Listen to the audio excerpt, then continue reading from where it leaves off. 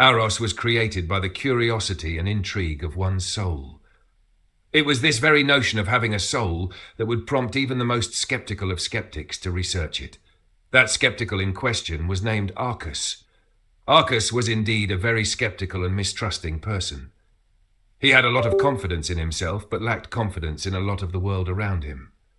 For him, it would take the visual learning of something for it to be truth to him, and truth was all that Arcus cared about. However, there comes in everyone's life when their own being is put to question. The question that constantly plagued Arcus's mind would be, what pushes him to learn more about himself? He decided to look not only on the surface level of his being, but to go as far as looking deeper within oneself. That meant that he would delve into the inky depths of his insides and look at all of the things one would naturally be afraid to look at. Personality, judgment of character, flaws, both negative and positive characteristics, what his strengths were as well as his weaknesses, what drove him to be who and what he was, what were his goals and dreams. Did he even dream? All of this was in question when Arcus would lock himself inside the room of his chosen tavern. For days he would stay within that room, undisturbed by the staff of the tavern as requested. He paid a hefty amount of gold. He'd keep the room for himself and stay at the tavern for as long as he desired. All this for the intricate study of his own soul. For days on end, Arcus would run himself in circles with questions that seemed to raise even more questions, plummeting him into an infuriating spiral. To battle the headache-inducing study, Arcus would begin to binge drink various alcohols, all within respect of the other patrons that had come there for such drinks. Although he was not a drinker of such, Arcus deemed it necessary to keep him focused and balanced between insanity and delirium. At least with the alcohol, he knew what he was getting himself into. Through it all, Arcus began to question his actions. Why did he feel the need to do this study of his own soul to begin with? What was it that he was looking for? What answers was attempting to find? And if it was answer he was looking for, why did he not just commune with the gods themselves?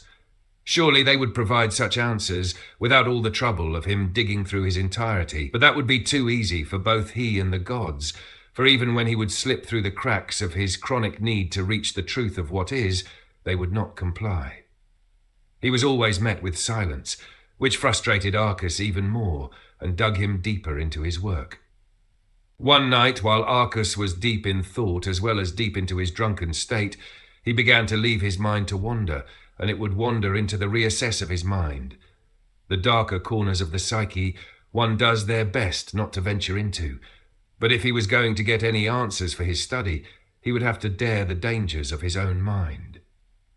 If he could not get answers from the divine, then he would have to seek the answers from another source, an uncouth method even for someone like him, but he was desperate. Being a Volcari meant that he was a direct descendant of the Fallen One, that being Malakath, the corrupt. The sullied blood in him has forever tainted him as one of the ill kin of Ain, something to be looked down upon and ridiculed just for existing. Knowing this, and knowing who was responsible, Arcus would still reach out to his father in regards of his own soul with a core question in mind. Can a soul be inherently determined of its fate, or can it be influenced either way? Is the soul naturally good or evil? If so, what was the nature of his own soul? With his father perished, Arcus would search for the answers within tomes. He had picked up one historical tome specifically, one that was not too easy to procure, for it provided knowledge of the art of magica of the taboo. To delve into such knowledge meant that he would be putting himself at risk of those over vigil watch of such magica and its use throughout the world, that being the Elkai Dominion, who could have been stationed in the very town of which his chosen tavern settled in. But Arcus was not only an astute student, but a careful one at that. Often putting himself in such dangers taught him to be extremely wary and prevalent of his surroundings. He was nowhere near the level of a master magi like the previous master he once trained under, but he was a very efficient one, often teaching himself spells and other methods of magic that very few dared to take on.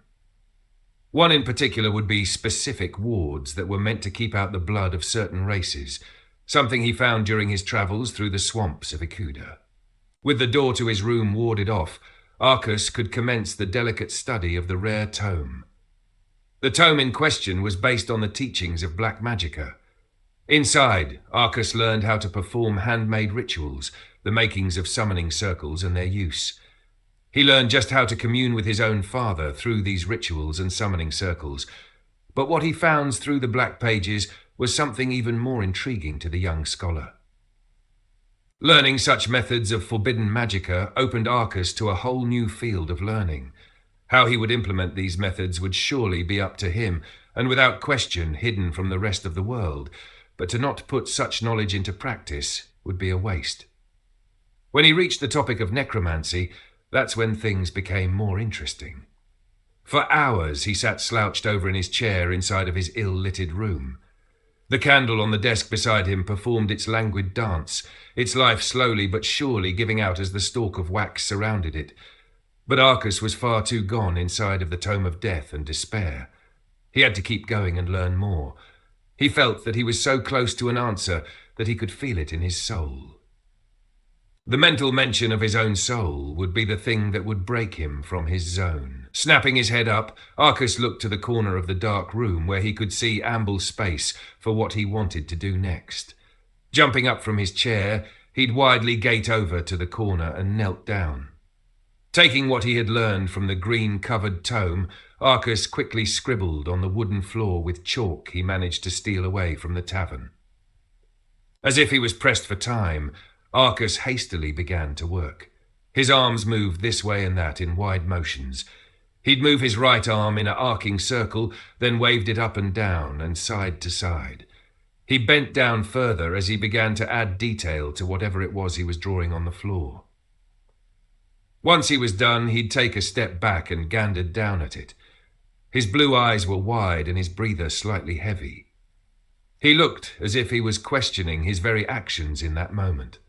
It was as if he was spontaneously spurred to do the deed, and in doing so, felt the tinge of guilt begin to wash over him.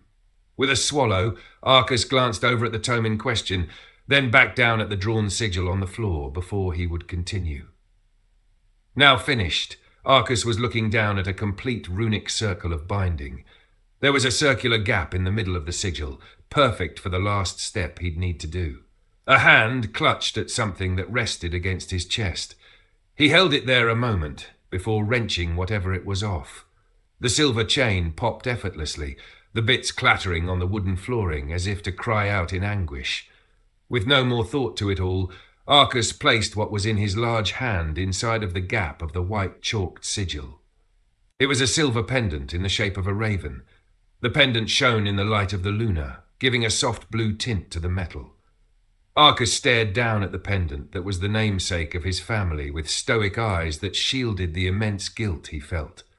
For moments, he'd stare at the family heirloom before he knelt down in front the sigil and began the next step of the ritual. With eyes locked on the pendant, Arcus chanted words that he memorized from the tome. He wasn't sure of the context nor the origin of the language of which he spoke, but his performance of the ritual showed results. The back of his palms rested on his bent knees, and his eyes closed as he could feel a sense of something swarming inside his body. It was a warm feeling, as if his insides were roiling. It started at the burning of his core, then rose upward and spread throughout. He could feel the sudden rush of energy surge through him that prompted him to open his eyes and look toward the pendant rested in the sigil. Never halting his chanting, Arcus felt this rise of energy fill him before it pulled away from him, drawing his breath with it. In a long draw of breath, Arcus gasped and pulled backwards. The contrasting directional pulling of his body and what he believed to be his very soul resulted in the completion of the withdrawal. He saw his own soul before his very eyes. It drifted away from him in a lilting manner before it would anchor itself to the pendant.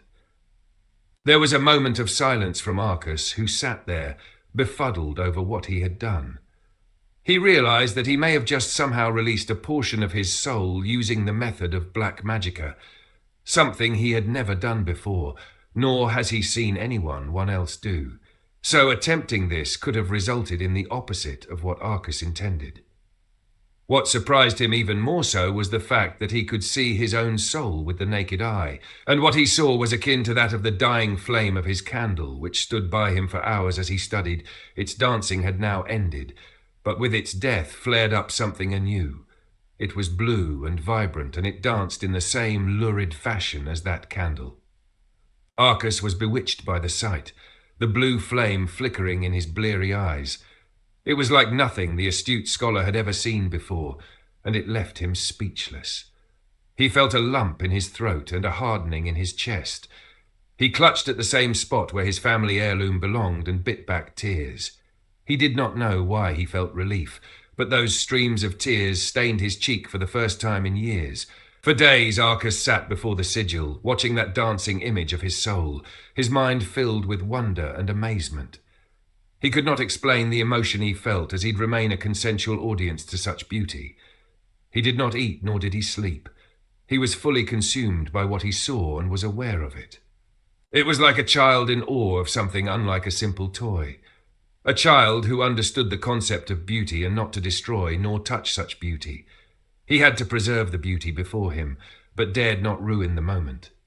He wished to remain with it a while longer while he still had the chance. In his stricken stature, Arcus studied the dancing soul. He watched as it waved to and fro and side to side, as if it had little hands and arms that snapped at the air in a display of theatrical performing. He cocked his head on his resting arm and noticed that the little spark of himself moved in the same way. This perplexed Arcus, whose attention was already rapt on the portion of his soul. He leaned his head to the other side and the spark mirrored him. Arcus slowly unfolded his long legs and planted his feet to the floor. He'd raise his hands before the mimicking spark of life and motioned them around in random patterns to see if the shred of soul would be able to track him. To his shock, the soul sliver moved in ever direction he moved without falter. Arcus was not sure why he was so surprised by the revelation, seeing as it was a part of his soul which was still connected to him. He may not have been the first to successfully part with a bit of his soul and bind it to something else, but he was fascinated that he was able to do it nonetheless. To further protect his discovery, Arcus would showcase his family pendant with his soul binded to it inside of a glass dome and shelved it on the bookshelf of his room where he could see it. He would spend more days documenting what he had learned for that entire week, leaving out the studying of black magicka, but dotting down enough truth that would indicate that he did in fact to the unthinkable, according to him. The entire experience was insightful to him, so leaving out such important details such as that would be unbecoming of him. During his documenting journaling, his soul would remain. Kept in a dye of the glass dome, it continued to show life. Sometimes he believed that he can actually feel the soul watching him from up there on the shelf. Over time it seemed to grow from what Arcus could speculate, which fascinated him further and even filled him with pride. He would go on to record everything he could learn from his spark of soul, how it would gradually grow in size and even emote his flashes of feelings, such as joy and surprise. Who knew that something without a body, face or limbs could display such emotion? Arcus was intrigued. Despite his dedicated study of his soul, Arcus could not stay in one location for too long. He would eventually have to leave the inn that he was staying at, but in doing so, he would also have to leave behind his precious soul discovery. Carrying around something so valuable with his reputation would spell certain trouble for him and his party. It pained him to do so, but it was necessary. He would continue to pay the tavern for their generous hospitality during his month of stay, as well as private rental of the room to house his spark of a soul, so long as they kept out of the room. For a month, the sliver of Arcus's soul remained inside of the glass dome, alone in that room. Though it was alive, it no longer flourished. Without the source of its development, the soul spark no longer grew, but sustained its size. It did not have a body to show its feelings and emotion, but while it was alone inside of Arcus's old study room, its dancing dimmed to a low, somber sway. For months the lonely soul's spark sat in the room, its swaying directed at the closed wooden door. It seemed to be calling out to its body, hoping that one day he would come back, but Arcus never did come back to that tavern, nor did he come back for the portion of his own soul. For months on end, the soul spark would remain, quiet and silent and alone, till one day someone entered the room. It was a little girl of Icarus origin. She had sandy blonde hair that was prickly to the sight and highly unkempt. Her eyes were like wide hazel saucers that held a sense of endless curiosity. Her teeth were spaced with gaps where more teeth should be. She looked to be the age of 8, but all of this was something that the soul spark would not know of, but it was aware of the girl's presence, and perhaps it was this awareness that alerted the girl to its own presence. She came into the room, looking around warily, knowing that she was trespassing, but her curious eyes never stopped searching around the room. She looked in every nook and cranny of Arcus's old study, checking the drawers, the closets and dressers, and even under the beds and their covering. She seemed to be looking for something, but something found her instead. As if she were beckoned by the thing that called out to her, she looked straight up at the soul spark dwindling inside of the glass dome. Her big bright eyes stared directly into whatever was inside of the glass dome and seemed to be locked in its gaze. She finally blinked out of her trance and was urged to move towards the bookshelf. She was small, light enough to climb up on the wooden bookshelf and reach towards the glass dome with her tiny hands. She couldn't grasp around the slick glass dome with just one hand, so she used both. In doing so, threw her off balance and tilted her backwards. Being a Icarus, the balance that she was born with was enough to have her land on her feet without harm to her. She stumbled back a few steps and recollected herself. Once she was steady, she looked at what she was so drawn to. The glass dome was not so big, but she did have to hold it with 2 hands. It was wide and not so tall, much like a cap covering. The bottom of the dome was closed off with heavy metal. Inside was what the girl was really interested in. Once she had a good look, she could make out what was a silver pendant inside. Seeing this somehow made the girl's eyes brighter and bigger. She observed the dome, turning it over in her hands and skewing her head side to side. She attempted to open the dome to get at the pendant, but couldn't find a way in. Just as she was about to give up, she noticed something moving inside. There was colour to the silver pendant that didn't seem to belong with it. The brightly coloured light grew bigger and brighter until it was completely encasing the pendant in its glow. The girl gasped and dropped the glass dome, breaking the glass in her surprise. The shatter caused the Icarus to jump back, startled. She quickly looked about and made a run for the door, but before she could make her escape out of the room, she glanced back at the silver pendant and the strange glow around it. Her logical senses were overwritten by her natural curiosity, which prompted her to move towards the broken glass dome. As she neared the glowing pendant, whatever surrounded it seemed to reach out to her. She paused at seeing this and withdrew her hand in fright. Even when everything in her little body screamed at her to flee, the little Icarus could not, for she was captivated by this. Strange glowing light. It was like azure, bright and warm-looking, but she could see right through it, and it seemed to react to her, unlike azure, and it was blue. She felt no heat from this strange flame, and it did not get snuffed out despite its dome being dropped and broken. All of this came to the little girl as being strange, even for her age. The little Icarus girl licked her lips and reached out towards the pendant once more, her eyes watching as the blue glow would do the same. She did not ail this time, however, and took the pendant in her hand. She felt no burn, nor did she no longer feel fear towards the strange glow, but something else entirely. It was as if her entire being was suddenly engulfed in warmth. She smiled brightly, looking down at the flickering flame that had now grown in size, large enough to fill her cupped palms. With a wide, gleeful smile, the girl closed her hands around the pendant and held it close to her chest before dashing out of the room. Once she was sure that no one could see her, she opened her palms again to look at the pendant. The glowing blue flame was still the same size of her hands. It seemed to be looking up at her. "You're mine, now," the girl exclaimed, the wide-toothed smile on her face still prevalent. Normally, with a find like something silver and possibly valuable, the girl would quickly sell it off to some peddler or merchant of a town. However, this was something that she would keep forever with her. And in knowing this, the conscious soul spark seemed to display its emotion of happiness, growing big enough to caress the girl's small hands in its ever-expanding size. For the remainder of that soul spark's life, it stuck with the Icarus girl, whether she believed she had a choice or not. It seemed that it was more than taken by the little girl and was more than happy to be hers. Their time together was well spent, as the girl would teach the soul spark everything she knew about the world around them.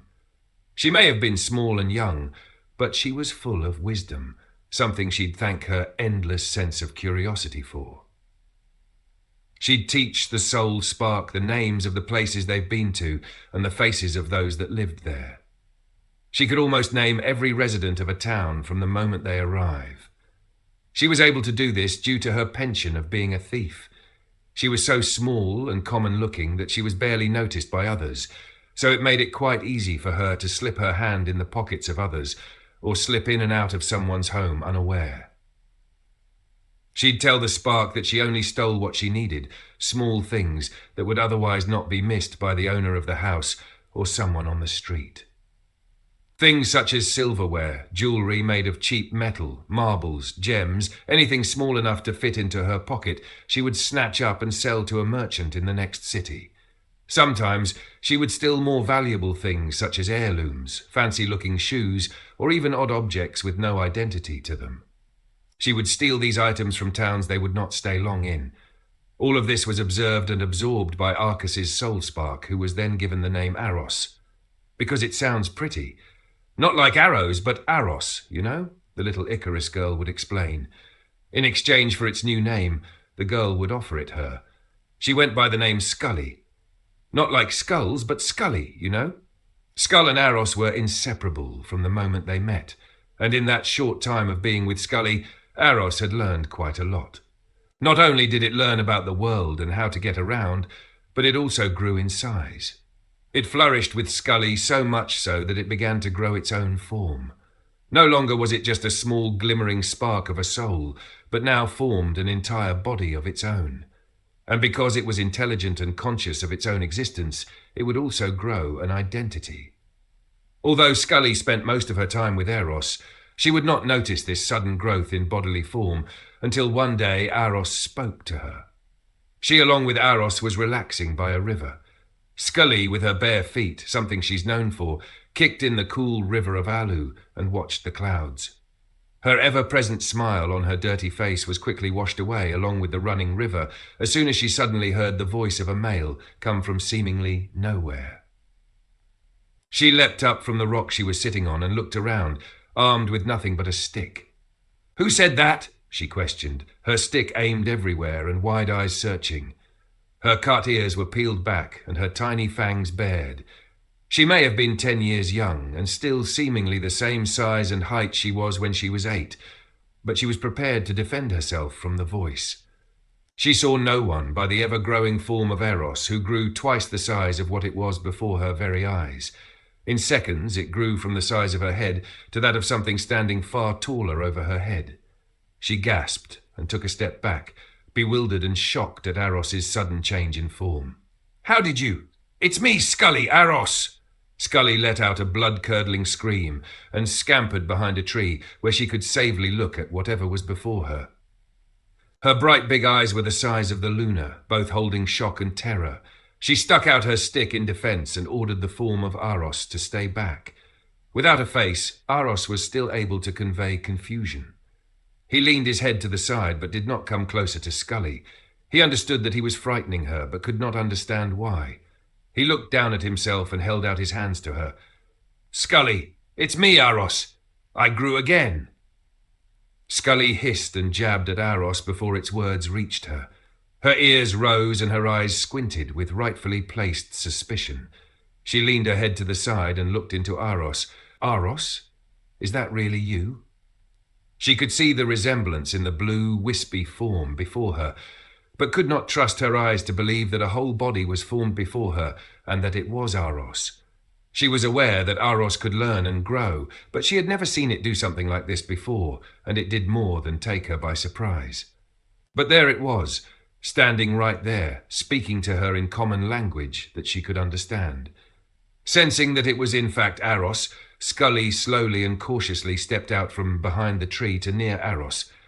Even without a face and knowing more about it than she realized, she could sense that it was smiling at her, which brought more relief to her. She stepped closer to Aros, examining his new form, and laughed out in wonder. She asked of it how it managed to grow to such a size and shape in such a short manner of time. Then again, she had no idea what exactly Aros was, which brought up the question to Aros now that it was able to speak. He explained to her that he was a soul of a person whose name it never learned. He also explained that it not only gained more awareness of its conscious, but an identity as well, and how it would like to be preferred as a he. Baffled, Skulli stared at Aros before she would bolster out in laughter, rolling on the ground and kicking her feet. During her episode of disbelief, she looked to Aros and asked that he repeat himself, to which Aros would profoundly and with confidence announce that he was male.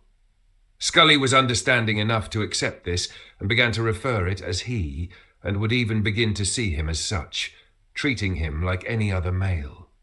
She no longer would be unabashed when it came to what she wore as a female, and began to seriously consider her own gender as a tomboy.